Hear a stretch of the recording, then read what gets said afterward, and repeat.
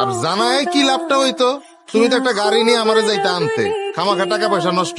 আর তাছাড়া কি আমি বাড়ি ঘর চিনি না? আর তাতে কি হইতো? দিন শেষে টাকাটা তোমারই দেওয়া লাগতো। ভাই তুই তো অনেক হিসাবই হইছস, খুব ভালো লাগলো তোর কথাটা হইল না।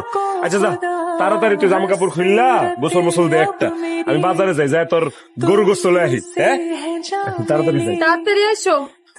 এই, যাও বাবা। যা। আরে বন্ধু আসুন গাইবো কেন?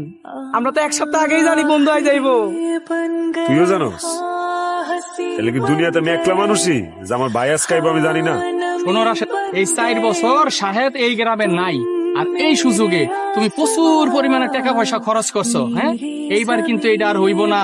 এইবার শাহেদ কিন্তু কোমরে গামছা বাইন্ধা আইছে, ব্যাপারটা মনে রাখো। আমার লোক খেতে নামবো, খেতে কাম করবো। আরে না, খেতে কাম করার লাগায় নাই, তোমার কাছে হিসাব নিতে আইছে। ওই যে নতুন বাড়ি বাবদ তোমার কত টাকা দিছে আর তুমি কত টাকা খরচ করছো, এই সব হিসাব পাই টু পাই নিব, A to Z। তোর ভাইয়ের টাকা কয়টা খরচ করছি, কয়টা খরচ করি নাই, এই হিসাব তো আমার লোক আমার ভাই বুঝবে। তোরা কি লিগে এত কথা কস? আরে জানা দেখি তো আমরা জানি তুমি যে 7,000 টাকা দিগত দিন খাইতাছো, এটা আমরা সকলেই জানি। খাইতেছি মানে? আমার ভাইয়ের টাকা আমি কতটুকু খাইছি না খাইছি এটা আমার ভাইয়ের ব্যাপার। আর সাহেদের চামচামি করবি না কয়ে দিলাম। চামচামি না করলে তোর লেগে, সাহেদের লেগে, আমার লেগে, সবার লেগে ভালো করে দিলাম।